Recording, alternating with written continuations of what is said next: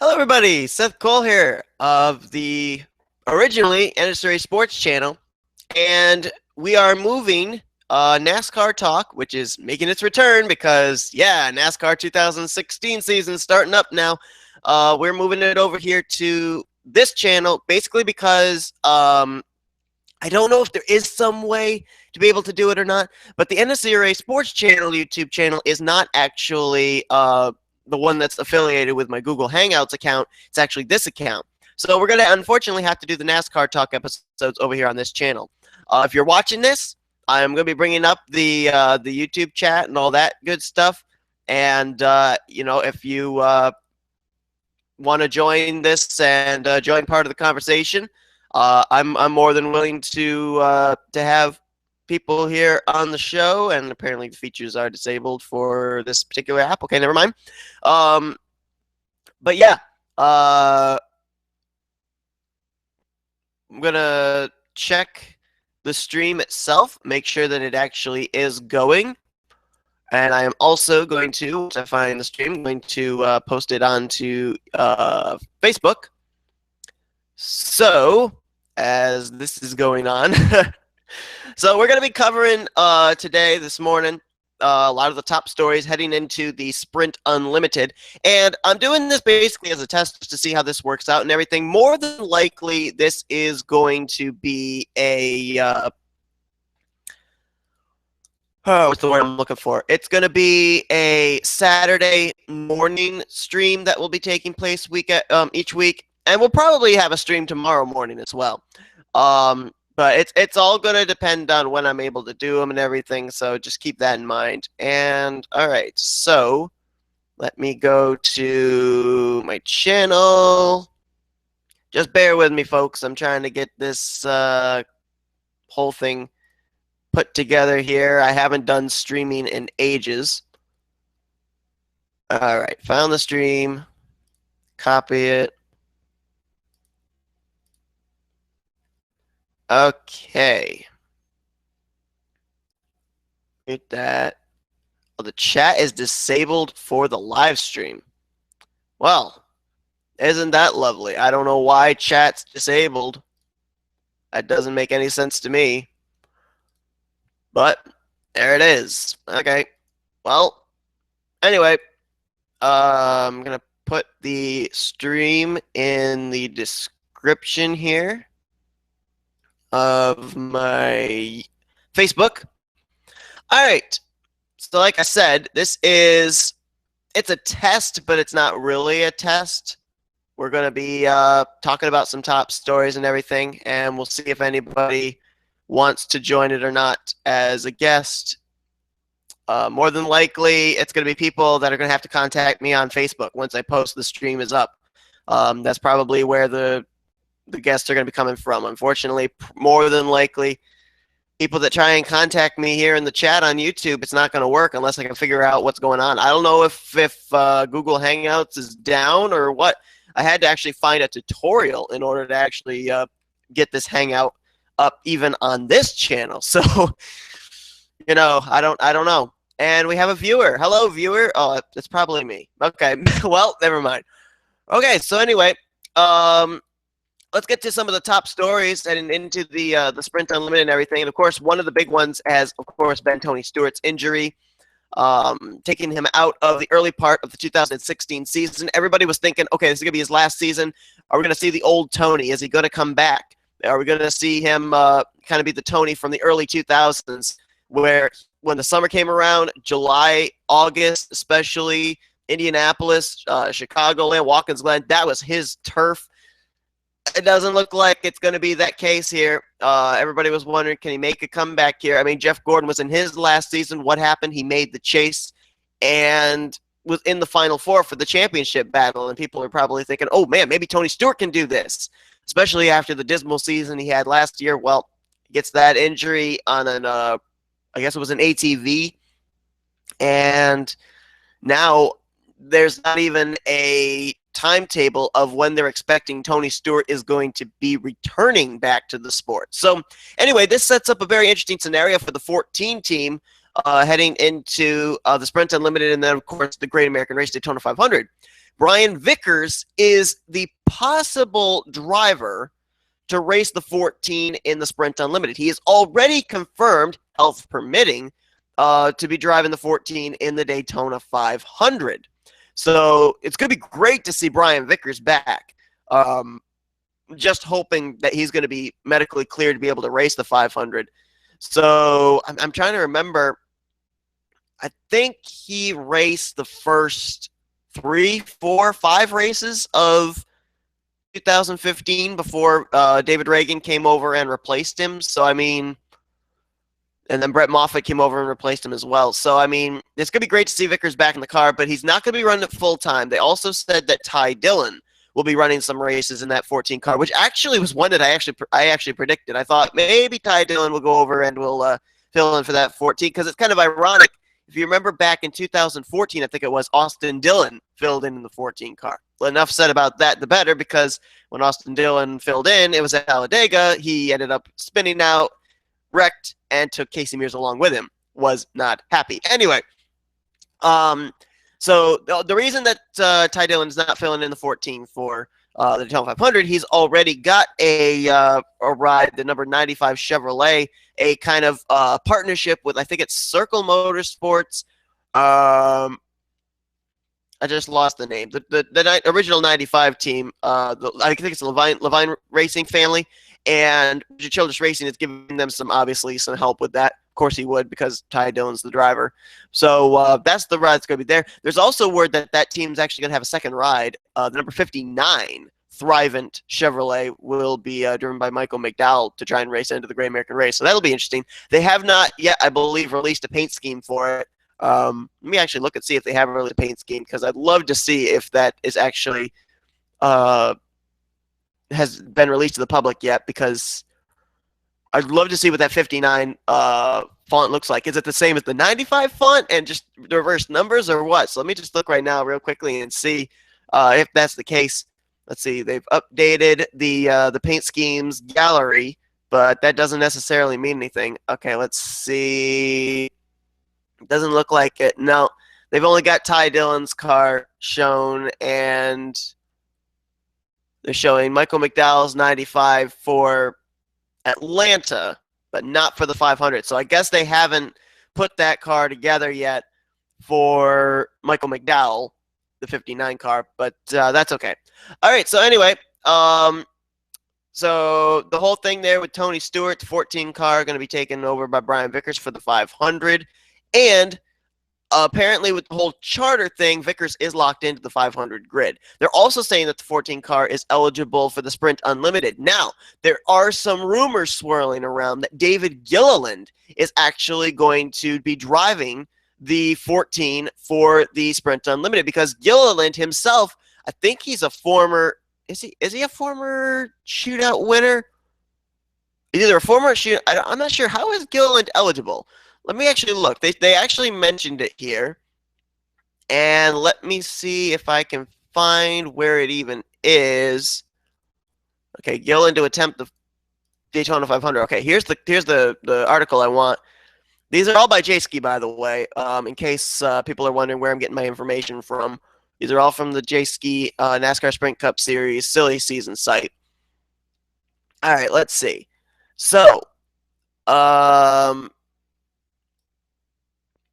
it took me to the wrong article. Please bear with me. Okay. Let's see. Okay, 14 car.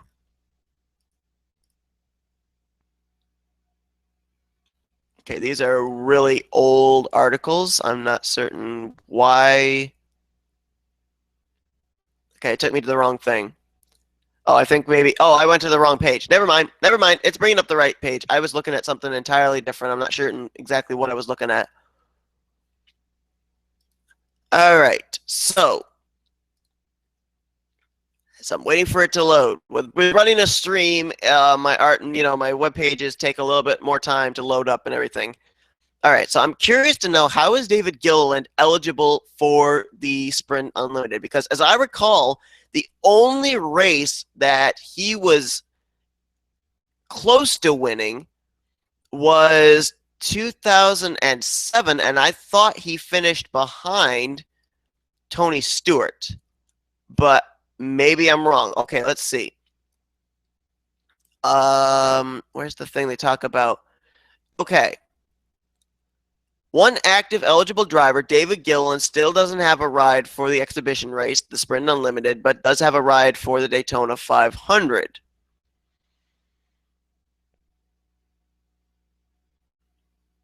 But they don't say how. Was David Okay, maybe I'm oh. Oh, okay. Here it is, right there. Okay. Here's the answer, and I didn't look at it. Eligibility for the Sprint Unlimited is tied to the driver and open to it's open to pole winners from last season, Sprint Unlimited winners, which Gilliland was not. His highest finish was second, and I'm pretty sure that was in 2007, and Daytona 500 pole winners. That, I think, is what the thing is. If I'm not mistaken, I believe back in, oh, Lord, I don't even remember what year it was. Back when David Gilliland drove the 38 and Ricky Rudd drove the 88, the two qualified for the front row. And I'm pretty certain that David Gilliland, that he started on the pole position for that race, just barely beating out Ricky Rudd. I'm pretty certain. I can look on Wikipedia just to confirm that, but I think that was the case. Anyway, so that is the whole possible scenario, and I'm not certain when are they actually going to have the. I don't know when they're going to have the Sprint Unlimited qualifying thing. It's got to be sometime tonight, I think.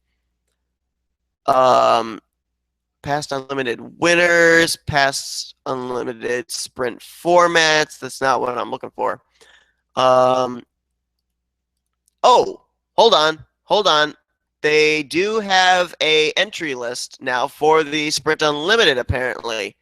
Let's see if they've actually updated it and have David Gilliland as the driver.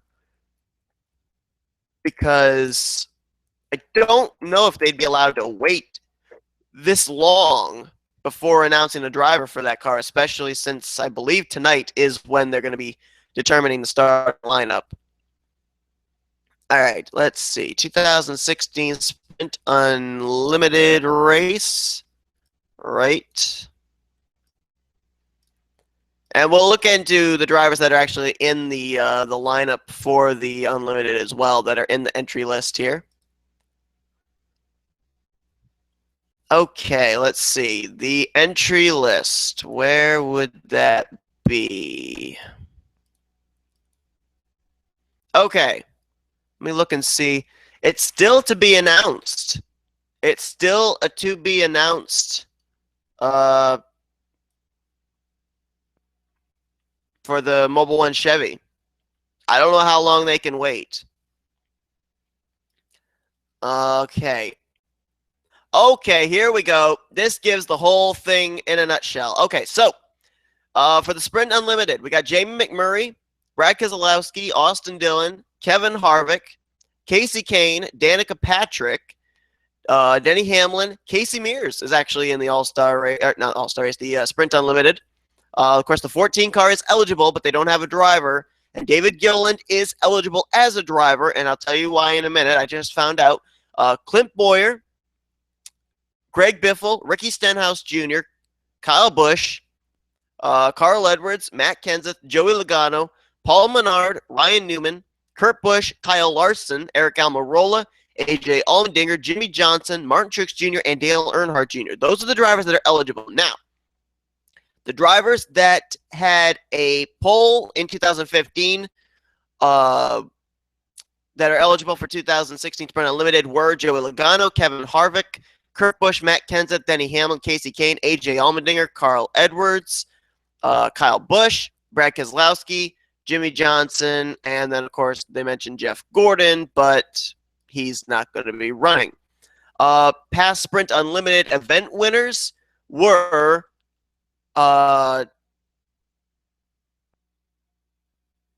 Tony Stewart and Dale Earnhardt Jr. So that's how those two would be eligible, and that's how the 14 car is eligible for the Sprint Unlimited. They're actually listing Brian Vickers down here, and I don't know if that announcement was made or not. Anyway, there are 5 drivers that are okay. Well, there are 5 drivers that are in via being former Daytona 500 pole winners. Austin Dillon, who won the Daytona 500 pole in 2014. Danica Patrick, who won the pole in 2013. Martin Truex Jr., who actually won the pole back in 2009. I'd forgotten about that. David Gilliland won the pole in 2007, so I was right about that. Greg Biffle won the pole for the race all the way back in 2004. And then Bobby Labonte is also eligible, having won the pole back in 98 and 2002. However, he's not listed as eligible because he hasn't run full time. So apparently he could be in, but he's not going to be in. Drivers that were in the chase are eligible: Jamie McMurray, Ryan Newman, Paul Menard, Clint Boyer. That's how they're in. And then 2015 points until 25 drivers are entered. There were only 21 drivers officially entered at that point. And so 4 other drivers get in, and that would be Eric Almirola, Kyle Larson, Casey Mears, and Ricky Stenhouse Jr., who was actually added when Stewart was injured, which doesn't make sense to me since the 14 car is still eligible, but I don't understand that. And then they say if any driver above that I just mentioned does not enter, then the next ones to go in on points would be David Reagan in the 23, and Trevor Bayne in the 6 would be next. Sam Hornish Jr. is also eligible, but he doesn't have any rides. So that's how it's situated for the Sprint Unlimited. Let me see if I can find out here when they're... Okay, race coverage. Yep. I wanted to find out when they are going to do the qualifying, and they don't have that on here. Okay. Well, that's fine. It's not that terribly important, I don't think. Oh, here we go. Wait a minute. Sprint Unlimited. That's for the Daytona 500. That's not what I'm looking for. Okay, anyway. So,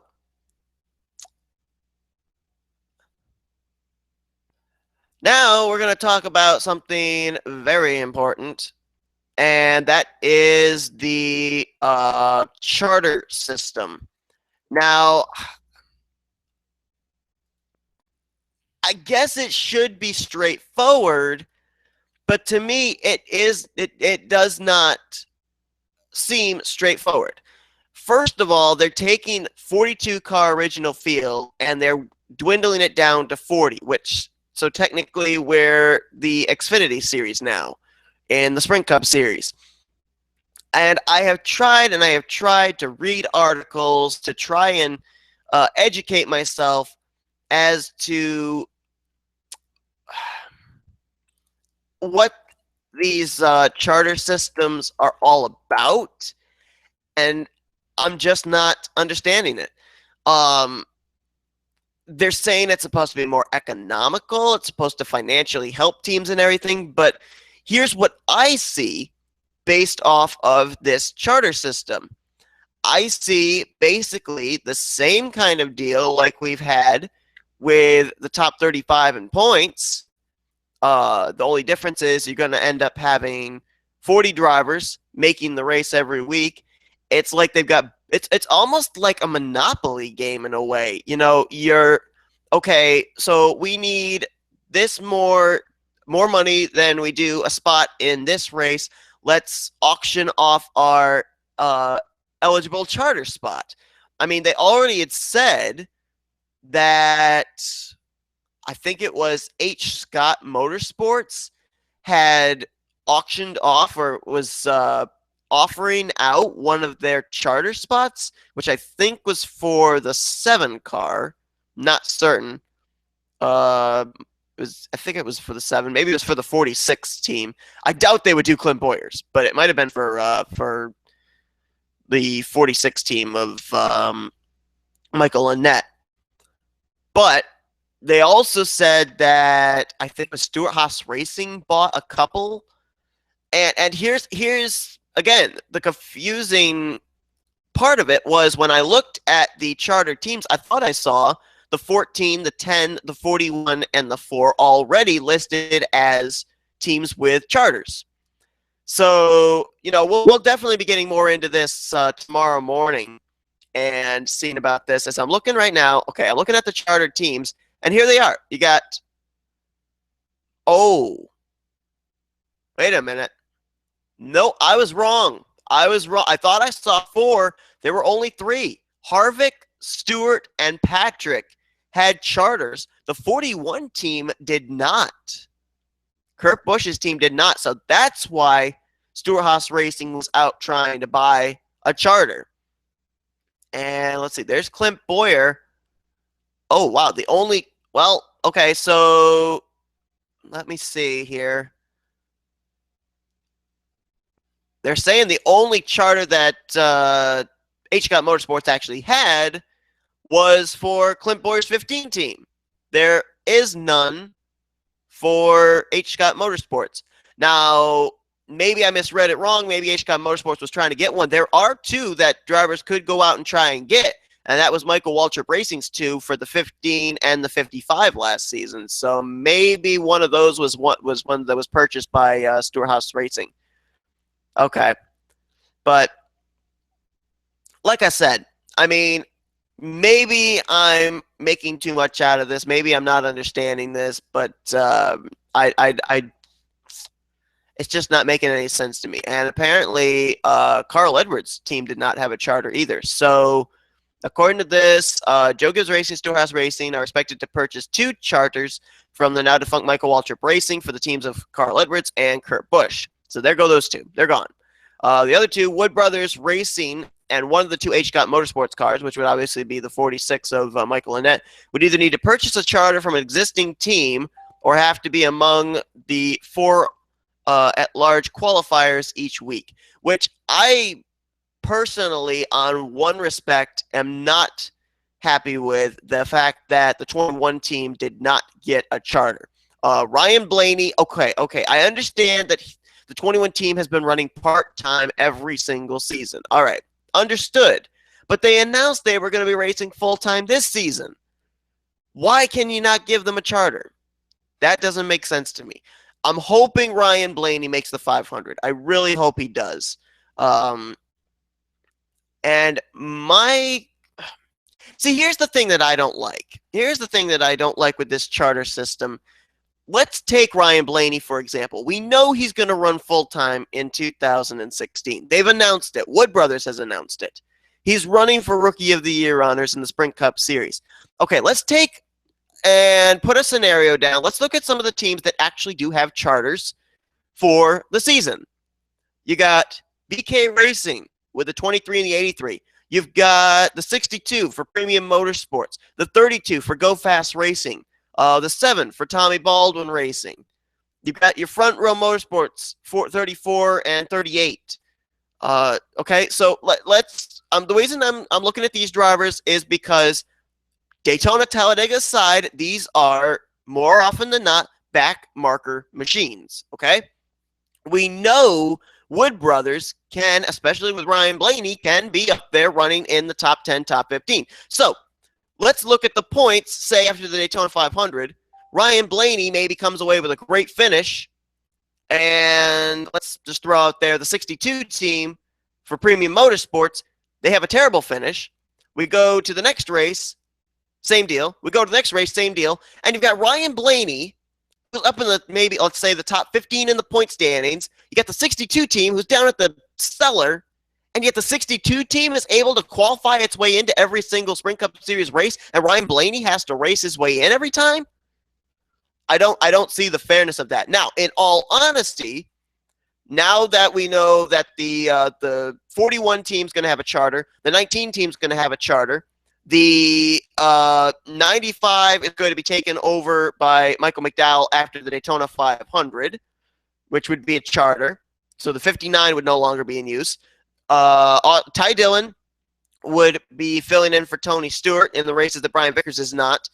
So don't have to really worry about him taking over a spot. So more than likely, okay, not counting the Daytona 500, because a lot of teams are going to be formed trying to make the 500. We already know some of them.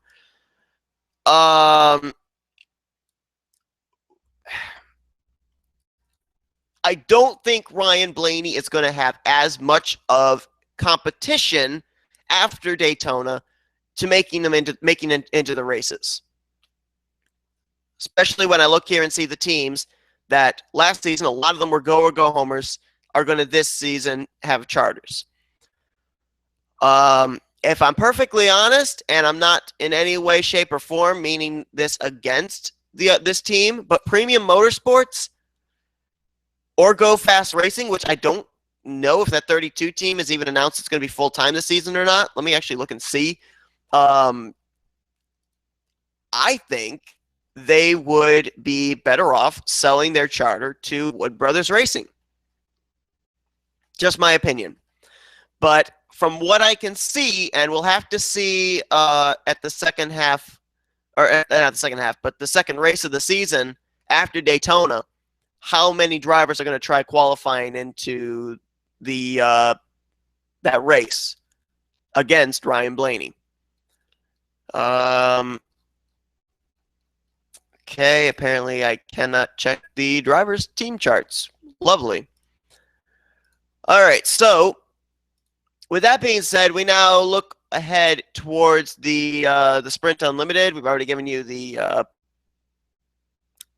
lineup, at least the drivers that are eligible. And let's see here. I'm just quickly looking for the driver team. There we go. Driver team silly season chart. I want to see if that 32 team is running full time. I think they announced Jeffrey Earnhardt is driving part time. Yep, that is the case. Should be an interesting rookie battle, though. Ryan Blaney, Chris Buescher, Chase Elliott, Brian Scott. That will be a very interesting Rookie of the Year battle. And my money is not necessarily on Chase Elliott either. Okay, let's see. The 32 team. Okay, Bobby Labonte will be running the 4 restrictor plate races for them. And Jeffrey Earnhardt will be running between 20 to 32 races depending on sponsorship. Okay, so if Labonte is running 4 races, so they're either planning on running the whole schedule or maybe as few as 24 races. So my question is, why does that team have a charter then? Weren't they last season? Weren't they a part-time team, or did they try and qualify for every race? I don't remember. Okay, so anyway, that's that. Hey,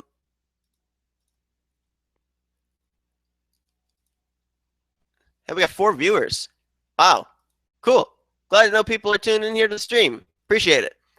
All right, so looking ahead to the Sprint Unlimited, of course, this will be talked about more in depth tomorrow, since there'll more than likely be some people that'll be able to join me, and there'll be more differing opinions. But based off of the field that I am seeing right now, you'd have to think that more than likely your odds-on favorites would be someone like a Kevin Harvick, maybe a Joey Logano. But from what I'm seeing here, I'm seeing some very interesting names that are in this entry list due to the fact of the eligibility rules. That could be some sleepers in this. One of them could be Casey Mears. I know that I'm a Casey Mears fan, and I'm not trying to in any way be biased. But when it comes to Daytona and Talladega, Casey Mears is really good. So, watch for him potentially. If David Gillen makes the race, he is going to be a big-time one to watch. I honestly hope they put him in the 14 for the Sprint Unlimited. They haven't made the announcement yet. I'm thinking maybe they'll make the announcement a little bit later on this afternoon. But I'm hoping that it will be Gilliland. Because if you look at it, Daytona, Gilliland versus Vickers, it would be David Gilliland. There's no doubt about that. Okay, sorry, I just got a message on Facebook. I apologize for that. But if David Gilliland gets in the ride, David Gilliland would be one of the prime guys to watch in the Sprint Unlimited. The question of how well would he be able to adjust to the 14 car, we'd have to see. I mean, he's been driving Fords since 2007 at least, running for Robert Yates Racing, then making the move over to to Front Row Motorsports, rather. Another driver that could be a big-time factor is Paul Menard. Paul Menard is also a very, very talented restricted plate racer. And we got to see a lot of consistency out of Paul Menard last season. He ended up making the chase for the championship. And Paul Menard, yeah, I believe his win was at Indianapolis or something, but he's really, really good at restricted plate tracks. If you remember back 2008, 2009, something like that, when Regan Smith went down below the yellow line and as a result lost that race, he was pushed to that position by Paul Menard. So Paul Menard is really good at restricted plate tracks. And the last driver I would look at as a potential driver that could be a factor is Ricky Stenhouse Jr. Now, I know his restricted plate finishes don't necessarily match up to him being a good restricted plate driver, but the fact of the matter is Ricky Stenhouse Jr. is actually really, really good at restricted plate tracks. More often than not, when he gets involved in a wreck, it's when he's running up just outside the top 10. He's usually right up there. And unfortunately, he gets caught up in a lot of incidents, but he could also be a sleeper in the field. So, and then you got your usual favorites, like I said, Jamie McMurray, Kevin Harvick, Joey Logano, Denny Hamlin, a former Unlimited winner, Dale Earnhardt Jr., obviously. Matt Kenseth, I think, was a former Unlimited winner. I think he might actually have won the event last year. Yes, he did, actually. Kurt Busch, former event winner. Kyle Busch won the event back 2012. Jimmy Johnson won it back in 2005. So it's going to be very interesting, no doubt about that. And we're just going to have to see how this whole thing formulates for this afternoon. More than likely, they're going to announce who's going to drive the 14 when I'm at work. And I'm not going to get to find out until late this evening. But anyway, thank you, everybody, for tuning in here for this live stream. And be sure to tune in tomorrow. I will, again, like I did this morning, I will post a video over on the NSRA channel letting you guys know that the stream is up and the stream is going. And I will also post it on Facebook as well. If anybody tomorrow morning wishes to join me here on Google Hangouts for the live stream, the only way that basically you're going to be able to get in contact with me, since apparently live chat and the Q&A features here on Google Hangouts are disabled, unfortunately. So, and I'm looking here on my NASCAR Talk stream, and even comments aren't able to be seen. So I don't know what the deal is. I'll have to see if maybe I can find out how to get it to work. I don't know if there's an app I need to download or what. It's been ages since I've used Google Hangouts, and so I'm not completely familiar with all this. Maybe I can get in touch. I know of a guy that's been using Google Hangouts lately, Levi McIntyre. Maybe he can tell me what I have to do in order to be able to see comments and stuff. But anyway, yeah, if you want to join the stream tomorrow, like I said, I'll put that alert out there, letting you guys know the live stream is going up and everything. And you can message me on Facebook, on the Facebook post that I post tomorrow morning. And we'll get you in here, and you can weigh in your opinions. We'll definitely be talking, obviously, about the Sprint Unlimited tomorrow night, and maybe looking forward to head to the Daytona 500 itself. So thank you, everybody, so much for tuning in here to the return of the NASCAR Talk here for 2016. I'll see you guys later. Until then, I'm out.